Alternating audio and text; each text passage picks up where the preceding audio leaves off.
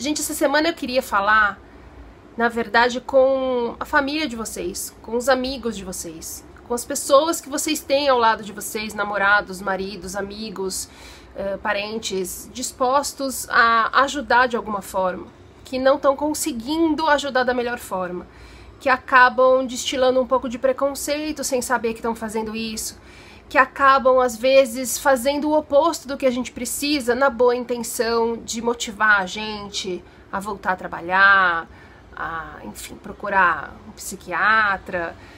E, às vezes, a pessoa que tenta ajudar, mas faz da maneira errada, acaba atrapalhando mais a gente do que uma pessoa que não tenta ajudar e abandona a gente.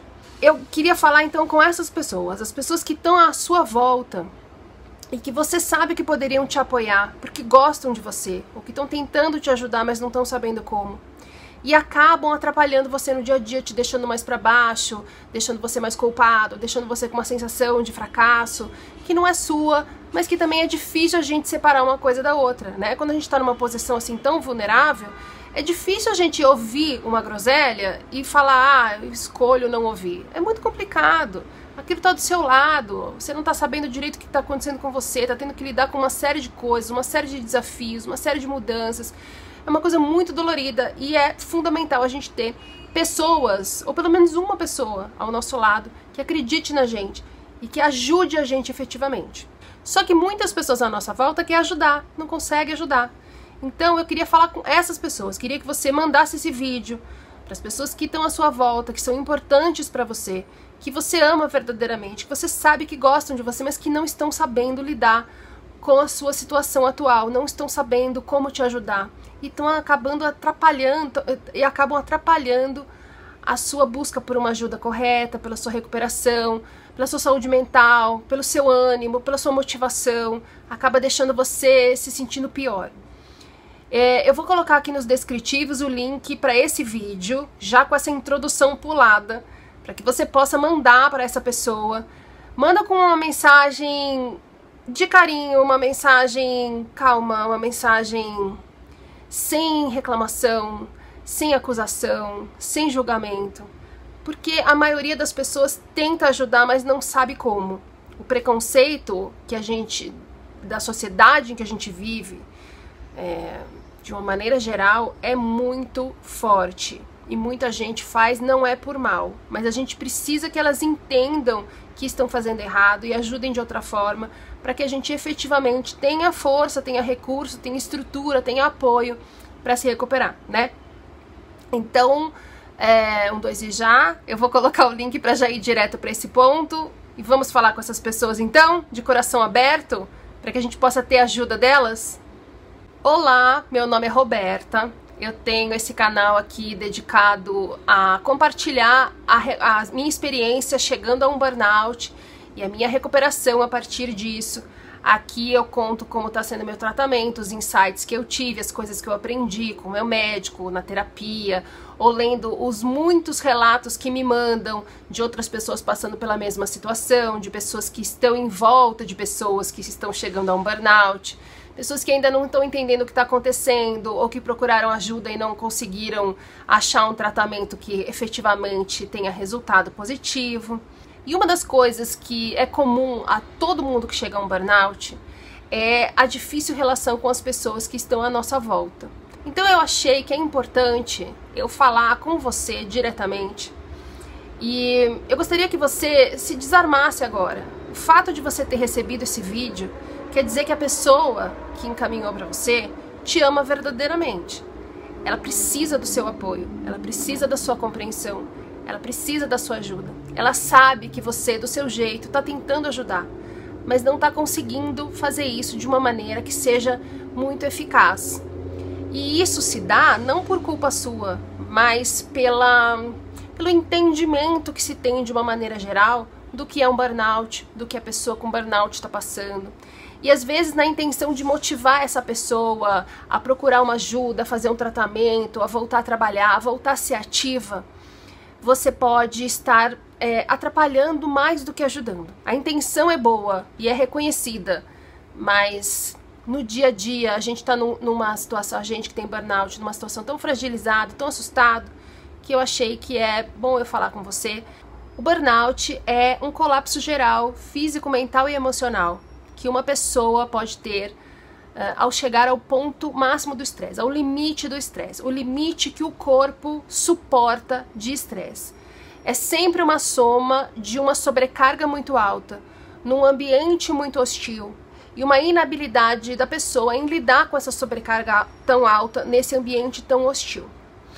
Muitas vezes as pessoas têm dificuldade em entender o que exatamente significa cada uma dessas coisas. Então, a sobrecarga alta varia de pessoa para pessoa. Tem gente que aguenta mais, tem gente que aguenta menos. Mas quando se fala em burnout, nós estamos falando de uma sobrecarga realmente alta. Às vezes é uma soma, muito trabalho com um curso, uma faculdade, alguma coisa de estudos, um curso, sei lá, de especialização.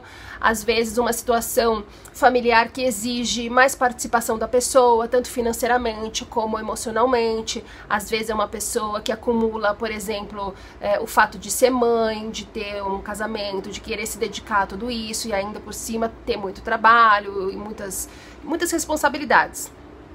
Quando a gente está numa situação em que essa sobrecarga encontra um ambiente hostil, também não necessariamente é um ambiente ostensivamente hostil. Por exemplo, um lugar com muito assédio, uma empresa com muito assédio moral. Isso também é um ambiente hostil, mas não necessariamente. Às vezes é uma sensação que a pessoa tem de não ter o seu esforço reconhecido, ou de ter um enorme medo de perder o emprego, por exemplo, porque ela depende do salário, ou ela se sente frustrada porque ela está muito cansada, se dedicando muito e não tendo retorno das pessoas a quem ela se dedica. Isso vale para o trabalho e vale para a vida pessoal.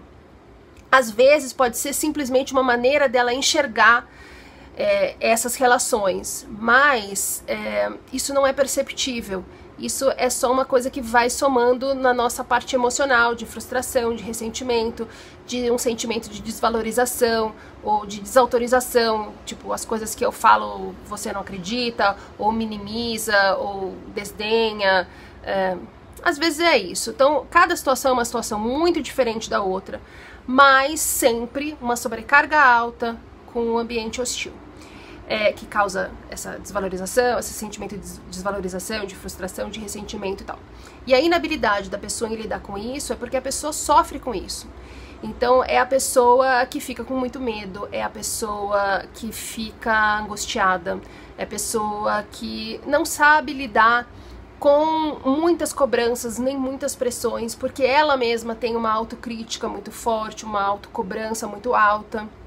Isso tudo se soma por muito tempo, e é aí que se chega a um burnout.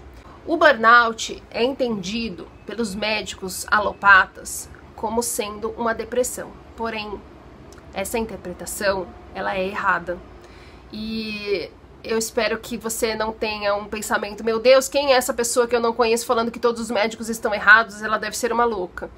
Essa constatação que eu tô falando aqui em vários vídeos do canal veio a partir da minha experiência. Eu passei por 12 médicos, tô falando de médicos top, não tô falando de médicos quaisquer que eu não conhecesse, são médicos indicados, recomendados, médicos que já me atendiam às pessoas que eu conheço, médicos com livros publicados, que cobram uma pequena fortuna por consultas, que trabalham nos hospitais mais top de São Paulo.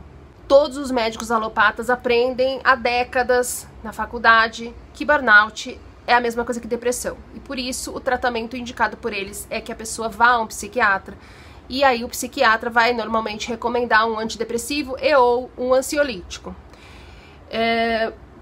Porém, além de eu ter entendido muito rapidamente, passando por esses médicos, que o que eu tinha era sim uma coisa física, eu não estava somatizando nada e não era coisa da minha cabeça, como afirmavam, eu tenho muitos relatos de muitas pessoas com backgrounds diferentes, com experiências diferentes de tratamento, que quando são submetidas ao tratamento psicológico, simplesmente não saram. Por que não saram? Deixa eu te explicar o que é o burnout. Preciso que você entenda isso, porque imagina a sensação Eu queria que você imaginasse que você sofreu um acidente e quebrou uma perna, tá? Você quebrou sua perna. E aí você tá com aquela dor horrorosa, você não consegue ficar em pé, porque você não consegue firmar a sua perna no chão, você não consegue andar, você não consegue fazer nada. É uma dor o tempo inteiro, você tá desesperado. E aí você chega em casa e fala, meu Deus do céu, olha o que aconteceu comigo, eu sofri um acidente e minha perna, eu acho que quebrou alguma coisa, porque ela tá mole, eu não tô conseguindo firmar e eu tô morrendo de dor aqui, eu não consigo pôr o pé no chão. E aí as pessoas da sua família falam assim, ai, que exagero, deixa de frescura, pelo amor de Deus, fica em pé. Aí você no dia seguinte fala, gente, eu não consigo ir trabalhar, não consigo, porque eu não tô aguentando de dor, eu não consigo ficar em pé, não consigo ir, não consigo me concentrar, não consigo nada. E as pessoas falam assim, ah, pelo amor de Deus, como você é preguiçoso, hein? Nossa, tá arrumando desculpa pra não ir trabalhar agora? Pelo amor de Deus, vai, deixa de ser molenga. Isso aí é coisa da sua cabeça. Aí você vai no médico e o médico fala assim, não, tá tudo bem com a sua perna, você precisa tomar um antidepressivo, isso aí é coisa da sua cabeça. Aí você toma o antidepressivo e você fala, gente, mas a minha perna, pelo amor de Deus, tá com muita dor.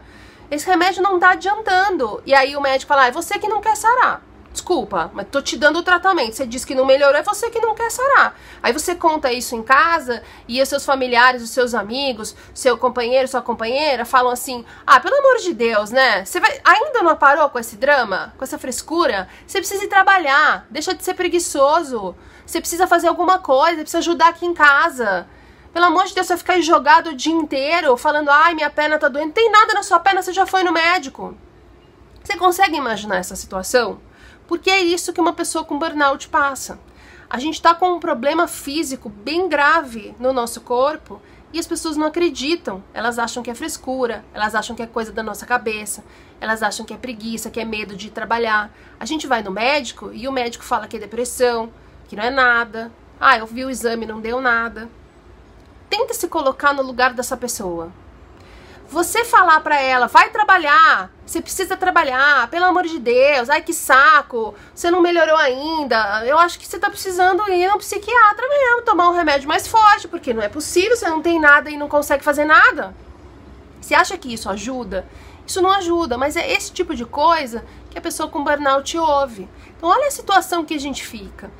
E a gente tem uma mania de considerar uma doença, um problema de saúde grave, uma coisa que precisa de ajuda, as coisas que a gente consegue ver.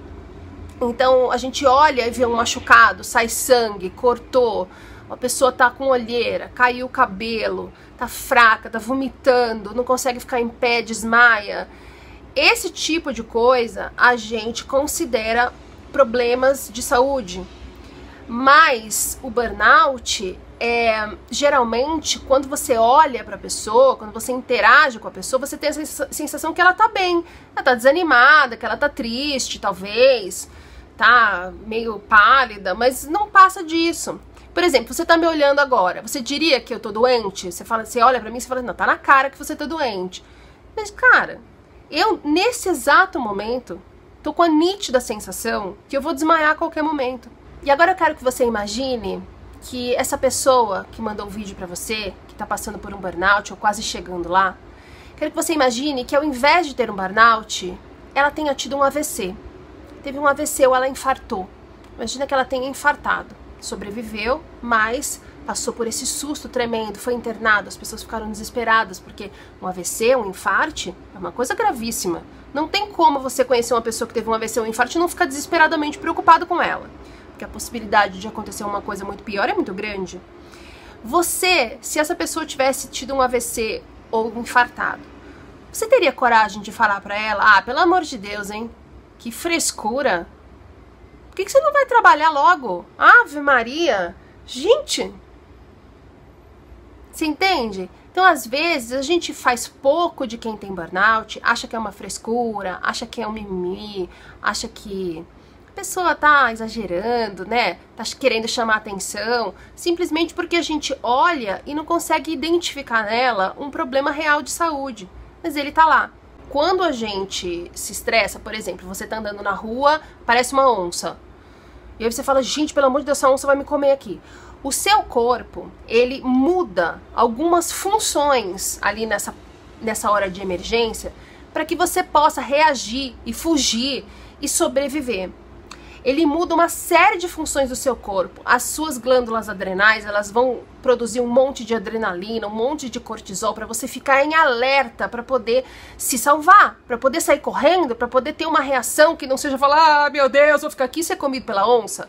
Mesma coisa quando você acha que vai ser assaltado ou quando você efetivamente é assaltado. O seu corpo fala, é uma emergência, nós precisamos sobreviver, precisamos ficar alertas. E aí tem um monte de hormônio, um monte de função, de hipófise, de um monte de coisa que ele altera para que você passe por aquele momento. E assim que passa esse momento, vai voltando, você vai se acalmando, as funções do seu corpo vão se regularizando de novo. Só que quando esse estresse é contínuo, então, por exemplo, a pessoa que está sobrecarregada, que está com medo de perder o emprego, que está passando por um assédio moral no trabalho, que não está vendo uma saída para ela está numa situação muito ruim, ela não está conseguindo entender como ela pode sair daquilo, mudar aquilo, ela tem medo de mudar, ficar sem o salário, ficar sem queimar a carreira, perder o casamento, atrapalhar um relacionamento. Esse estresse é contínuo e alto, é como se ela estivesse sempre diante da onça, sempre diante do assaltante, o tempo inteiro. Então essas funções do corpo que eram para acontecer e depois voltar ao normal, elas ficam o tempo inteiro sem baixar. Tá, adrenalina sempre alta, cortisol sempre alta, todas as funções de alerta ali para que essa pessoa sobreviva a essa situação de emergência, porém a emergência dura anos. O corpo não foi projetado para trabalhar assim. Aí você fala, mas é culpa da pessoa que não está conseguindo lidar com a situação. Não, não é. Burnout não é culpa da pessoa, não é culpa de ninguém. É uma soma, como eu falei, de uma sobrecarga alta, de um ambiente hostil e a inabilidade da pessoa em lidar com aquilo. Não é culpa dela. Não é uma questão só dela não conseguir lidar com a vida. Não é isso. Ela está numa situação de grande estresse, de perigo para ela. Você entende? Essa que é a questão do burnout. Quando você minimiza, achando que é uma coisa, é uma frescura, é uma forma dela ver a coisa da cabeça, é exagero, faz drama, você está desconsiderando o contexto em que essa pessoa foi colocada. Entendeu? É a fiação do cérebro que funciona daquele jeito. A pessoa não consegue lidar com uma situação extrema, não é frescura. Eu, por exemplo, trabalhava 20 horas por dia, eu trabalhava de 18 a 20 horas por dia. Eu fui promovida e imediatamente uma série de coisas começaram a acontecer contra mim, de pessoas que tinham o mesmo cargo anterior ao meu, de pessoas que se viram de alguma forma ameaçadas, de pessoas que interagiam comigo diretamente com o meu departamento e acharam que ia ser pegas fazendo uma coisa que elas sempre fizeram e agora a situação mudou. E eu não sei lidar com muita pressão, porque a minha autocrítica e a minha autocobrança é muito alta. Então eu sempre quero fazer o melhor, eu sou perfeccionista, eu centralizo. Então eu trazia uma sobrecarga ainda maior pra mim. Aí você fala, foi culpa sua. Não, não foi culpa minha. É a forma que eu achei de me defender de uma situação que na verdade fazia mal para qualquer pessoa. Mas tem gente que fala, dane-se e vai embora. E tem gente que fala, não, eu vou provar que eu sou boa. Ou eu não posso perder o emprego.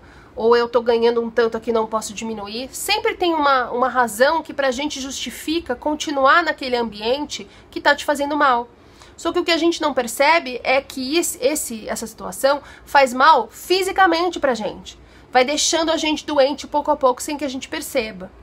Então, voltando às nossas glândulas adrenais que estão lá produzindo adrenalina, cortisol e as funções todas, chega uma hora que o cérebro desliga a chave geral. Ele fala, a gente vai morrer. Nós não fomos projetados para produzir esse tanto de hormônio, de função de alerta. Nós estamos aqui preparados para a guerra, mas a guerra não acaba. Ele desliga a chave geral. E a pessoa tem um treco, que pode ser diferente para qualquer um. Tem gente que acorda, não consegue ir pro trabalho, tem crise de choro, tem gente que desmaia, tem gente que acha que a pressão baixa, ou tem pico de pressão alta. Depende do que o corpo está sofrendo e de como ele funciona, tá? No meu caso, eu passei mal, achei que ia desmaiar, minha pressão despencou e eu simplesmente fui acometida por uma exaustão que eu não conseguia dar 10 passos sem sentar no meio do caminho. Era nesse nível, era super assustador. E eu ia ao médico e o médico falava, ah, isso daí é ataque de pânico. E eu nunca tive ataque de pânico. Não, nunca tive ataque de pânico até ali. Eu nunca tive ataque de pânico na minha vida. Isso tá comprovado já. Porém, as pessoas não acreditam, acham que eu não quero aceitar e acabam me falando que eu tô de frescura, que eu tô exagerando, enfim. Aquele tipo de coisa que eu quero que você entenda como funciona para que você não fale para essa pessoa do seu lado que tá passando por um burnout. Quando as glândulas adrenais não suportam mais, quando o corpo começa a achar que vai morrer e precisa dar dessa desligada de chave geral, o nosso corpo tá funcionando no limite do limite. Sabe quando o computador entra no modo segurança? O corpo entra no modo sobrevivência. A pessoa tá exausta, ela não tem força, ela não consegue tirar força, tem problema para dormir. Ela tá com a parte emocional completamente desequilibrada, tudo ela chora, ou tem ataque de raiva, ou a gente não sabe mais lidar com nada, sabe por quê? Porque as funções do corpo não estão mais funcionando. A gente toma muita água, pouca água, quer comer muito açúcar, tem gente que começa a beber, tem gente que começa a fazer coisas compulsivas, comprar muita roupa, fazer muito sexo, tomar drogas de várias maneiras, muito açúcar, muito jogo, sair muito pra balada. A pessoa se descompensa. Agora, a exaustão é uma coisa que geralmente todo mundo que tá com burnout fala que é um problema. E quando a gente faz um tratamento como, por exemplo, tomar antidepressivo, em muitos casos a parte física é piorada por causa do antidepressivo ou de outros remédios, porque o que acontece quando nós vamos num médico alopata? O médico alopata entende o burnout como sendo depressão. E aí vai acontecer uma dessas duas coisas. Ou ele vai focar em um sintoma e vai esquecer todos os outros sintomas. E aí ele vai propor um tratamento que às vezes deixa a gente pior, às vezes não melhora nada. E quando ele esgotar o repertório dele, aí eu acho que você tem tal coisa, dei o tratamento, você não melhorou, ele conclui que é emocional e passa a pessoa para o psiquiatra. Ou ele faz isso direto, ele vê os exames, fala, não tem nada, é emocional, coisa da sua cabeça, e manda para o psiquiatra. 48% das pessoas que têm burnout têm depressão. E aí faz sentido tomar o antidepressivo para a depressão. Perceba que o antidepressivo vai melhorar a depressão, mas os sintomas, as funções alteradas do corpo, as coisas que estão funcionando mal no corpo, a nossa parte hormonal que fica toda zoada, o nosso sistema autônomo que pira pra caramba, as adrenais que estão em exaustão, fadigadas e provavelmente fiquem sem funcionar direito muito tempo. Tudo isso precisa de uma intervenção médica. Não adianta tomar antidepressivo, que as suas adrenais não vão funcionar direito. Não adianta tomar antidepressivo, o seu sistema autônomo não vai voltar a funcionar. Então tem gente que precisa ir ao psiquiatra também, tem gente que não precisa ir. De qualquer maneira, acreditar que antidepressivo e ansiolítico e terapia vai resolver um caso de burnout está errado. A pessoa precisa procurar um médico ortomolecular. Os médicos ortomoleculares entendem o burnout como sendo fadiga das adrenais, coisa que os alopatas não reconhecem como sendo um problema real. Eles acham que é charlatanice, eles acham que é enganação, eles não conseguem aceitar. Os médicos ortomoleculares, por sua vez, conseguem entender o quadro de uma maneira geral. Eles diagnosticam o burnout ou a fadiga de adrenal a partir do relato da pessoa e dos exames, os mesmos exames que os alopatas olharam e disseram que não tem nada. Porque não existe um exame que vai sair lá, a pessoa está com fadiga de adrenal. O cara precisa ter uma visão geral, uma visão macro de todos os exames, mais o relato das pessoas, mais o relato do paciente, para que ele possa diagnosticar a fadiga de adrenal. Tendo diagnosticado, ele vai propor um tratamento que contempla remédios, substâncias fitoterápicas, homeopáticas, whatever que ele achar necessário. Ele vai recomendar alterações na alimentação, que é uma coisa que parece besteira, mas é absolutamente fundamental, principalmente para quem tem burnout. É um tratamento que não é rápido, ele demora 1 ou 2 anos, é preciso ter paciência, é preciso ter fé, e o paciente precisa fazer a sua parte, que é procurar também uma terapia, tentar mudar alguns padrões de pensamento, realmente fazer essas alterações propostas na alimentação, procurar alguma coisa que ajude a baixar um pouco a ansiedade, como por exemplo a meditação, enfim, se esforçar para não se entregar àquilo e promover as mudanças necessárias respeitando o limite do corpo, que, como está em modo de segurança, modo de sobrevivência, é muito mais baixo do que a gente está acostumado. Então esse tratamento médico, ele vai reequilibrar o corpo, ele vai consertar o que o estresse estragou no organismo. Mas a pessoa precisa aprender a lidar melhor com as coisas, com as cobranças, principalmente as autocobranças, com as autocríticas, com as pressões. Ela precisa aprender a lidar com a vida de uma forma que gere menos estresse para o corpo dela. E o mais rápido possível, porque quando a gente está gerando estresse, a gente continua deixando o nosso corpo doente. Se a gente não faz essa parte de saúde mental, de lidar com as coisas de outra forma, a gente corre o risco, inclusive, de adoecer novamente ou de não sarar. Essa parte de saúde mental é a terapia que ajuda a gente. Então, uma terapia com um profissional bom, que acredite, que entenda o que a pessoa está passando, que não coloque tudo na conta de uma ansiedade que às vezes não é tão alta assim quanto parece, porque fisicamente a gente fica com a ansiedade mais alta e com um pouco de depressão por conta desse funcionamento errado do corpo, e aí é uma ansiedade, uma depressão que não vem daqui, vem lá da adrenal e todos os seus amigos, que eu não vou também ficar aqui tentando explicar, porque eu não sou da área de saúde e iria pagar um mico aqui e falar besteira, né? Então você entende como que é a pessoa se recuperando de um burnout? Você consegue entender a importância que tem você acreditar no que ela tá falando? Você tentar ajudá-la de alguma forma? Às vezes você fala assim, mas como é que eu vou ajudar? Dando força e acreditando. Então assim, quando ela fala, eu tô com uma dor que eu não sei onde é, que pode parecer pra você uma loucura, acredita. Porque realmente a gente tem umas dores nos lugares estranhos que não fazem o menor sentido. Ah, hoje eu acordei pior, a minha cabeça tá pesando, eu tô com uma sensação de que eu vou desmaiar. Acredita, não coloca isso na conta de uma ansiedade, de uma depressão, de uma frescura. Mesmo que ela seja diagnosticada também com depressão e vá fazer o tratamento no psiquiatra, não põe na conta da depressão e da ansiedade tudo que ela relata.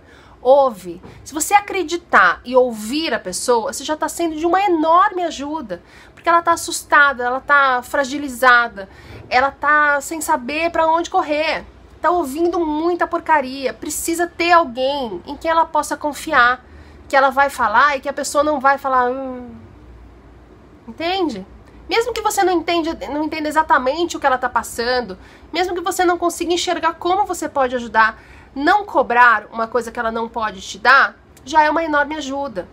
Então não fala, pô, tá sendo preguiçosa, tem que trabalhar. Não, tenta entender, ela tem um limite. Tenta ver, por exemplo, com ela, qual é o limite dela hoje. O que ela consegue fazer hoje com o limite físico que ela tem. Durante um tempo vai ser nada, mas depois ela pode ajudar alguém, pode fazer um trabalho temporário em casa, fazer bolo, alguém vende, e depois mais pra frente, quando ela melhorar mais, ela vai lá e vende, sabe? Coisas que possam ajudar na renda, mas que respeitem o limite dela. Porque se você fica cobrando, você precisa trabalhar, tá sendo preguiçoso, tá de frescura, tá de mimimi, isso, além de tudo, estressa mais ainda a pessoa. Além de não apoiar, estressa mais a pessoa, você tá colaborando para que ela fique doente. Então lembra se você tivesse com a perna quebrada, falando, ai, tô com dor, e a pessoa fala, ai, que exagero, vai, vamos correr. Tenta imaginar o que você sentiria nessa hora, é o que ela tá sentindo quando você fala que ela é preguiçosa, que ela tá de frescura, que é coisa da cabeça dela. Ou quando você desdenha da importância de um tratamento, por exemplo. Tem muita gente que acha que não é nada, e aí fala assim, não, você não precisa ir no médico, você precisa descansar, você precisa viajar, você precisa fazer uma coisa que dê prazer em você. Realmente, é bom fazer todas essas coisas, mas nada disso vai resolver o problema. Ela precisa ir no médico ortomolecular, e ela precisa ir na terapia. E as pessoas que estão em volta estão jogando contra. Às vezes até, tem gente que trabalha, por exemplo, na mesma área, e acha que admitir que é realmente possível que alguém fique doente de tanto trabalhar Se a pessoa admitir isso, ela vai precisar mudar algumas coisas na vida dela, para que ela não fique doente de tanto trabalhar na mesma coisa, da mesma forma. Então é mais fácil para ela acreditar que a pessoa é fraca, que isso não vai acontecer com ela. Essa pessoa que é fraca. Então tenta imaginar que tipo de coisas a gente ouve das pessoas que a gente menos espera. A gente perde muito amigo, a gente se decepciona em uma série de relacionamentos. Não seja você uma pessoa que vai decepcionar essa pessoa. Não seja você essa pessoa que vai decepcionar alguém que você ama. Se você está tentando ajudar e você recebeu esse vídeo, talvez sua ajuda não esteja sendo muito eficiente. E o esforço que você tem de tentar motivar a pessoa de uma maneira errada e tentar motivar de uma maneira certa é o mesmo. Então, tenta compreender um pouquinho melhor pelo que ela está passando, pergunta, conversa com ela, mas acredita. Não ouve já tentando provar o seu ponto de que o que ela tá falando é uma frescura, é uma coisa da cabeça dela, é um exagero. Porque não é. Por mais que possa parecer pra você, não é. Essa postura que a gente tem vem do fato da gente viver num mundo em que as pessoas precisam ser tratores. Elas precisam trabalhar o máximo que elas podem. Nós moramos num país que está em crise sempre, então a gente precisa ter essa força. O governo não dá nada pra gente, e o que a gente tem ainda é tirado. Então a gente precisa ir pra cima das pessoas, a gente precisa passar na frente, a gente não pode perder oportunidade. E quando uma pessoa faz isso por muito tempo e cai doente, ela é vista como fraca, ela é vista como uma pessoa, sabe, fora do jogo, não deu conta. E ela mesma se sente assim. Então você imagina ela se sentindo assim, um fracasso, e as pessoas falando pra ela, você é um fracasso. E não é, olha que crueldade. Não é um fracasso dela, é simplesmente como o corpo dela funciona. O contexto em que ela foi inserida. Às vezes a gente tá no mesmo trabalho da outra pessoa, mas não sabe pelo que ela tá passando. Tem muita gente que trabalhava comigo no mesmo cargo hierárquico, no mesmo nível hierárquico, e fala assim, não era tanto assim. Você não sabe pelo que a pessoa tá passando. E não é só uma questão de interpretação. Às vezes a pessoa tem cobranças que você não tem. A pessoa, sei lá, gera uma expectativa nas pessoas em volta que você não gerou. Ela é cobrada de outra forma. Não é só também a forma como ela interpreta. É o que ela está passando, o contexto em que ela está inserida. Não esquece, sobrecarga muito alta, ambiente hostil e uma inabilidade da pessoa em lidar com essas duas coisas. Não coloca tudo na culpa dessa inabilidade, não, porque isso, na verdade, a maioria das pessoas tem. É uma questão da gente ter ali um azar das três coisas estarem sendo somadas ao mesmo tempo por algum período longo. Então, assim, a culpa não é dela, a culpa não é sua, a culpa não é de ninguém. Não é um fracasso dela, não é uma fraqueza dela, não é uma frescura, não é um exagero, não é drama, não é mimimi. É um problema de saúde grave, sério, que é desdenhado pelos médicos alopatas. E isso não quer dizer que o problema não exista. Os médicos ortomoleculares têm uma abordagem completamente diferente, que é desdenhada pelas pessoas, porque a gente convencionou que a única medicina real é a medicina convencional, a medicina alopata. Os outros tipos de medicina são chamados de alternativo. No caso do burnout, a medicina ortomolecular é que vai resolver o problema. Leva essa pessoa numa consulta com um médico ortomolecular e você vai entender. Vê esses vídeos que eu tô deixando aqui embaixo no descritivo, você vai entender. A coisa é diferente do que você imaginava. Tenta apoiar, mesmo que você não saiba muito bem como. Ouve, acredita. Isso vai fazer com que a recuperação dessa pessoa seja muito menos dolorida e a relação de vocês vai ficar cada vez mais fortalecida. Porque quando a gente está passando por um problema de saúde tão grave e as pessoas em volta não acreditam na gente, o que acontece com esse relacionamento que a gente tem com as pessoas? Me conta o que acontece com o relacionamento de uma pessoa que está esperando que você apoie ela sem julgar, que você só acredite no que ela está falando e ouve que tá de frescura, que é coisa da cabeça dela, você não acredita nela. Aos poucos isso vai minando a confiança que ela tem em você. O relacionamento vai ficar meio abalado. Você não quer isso, nem ela, senão não teria te mandado esse vídeo.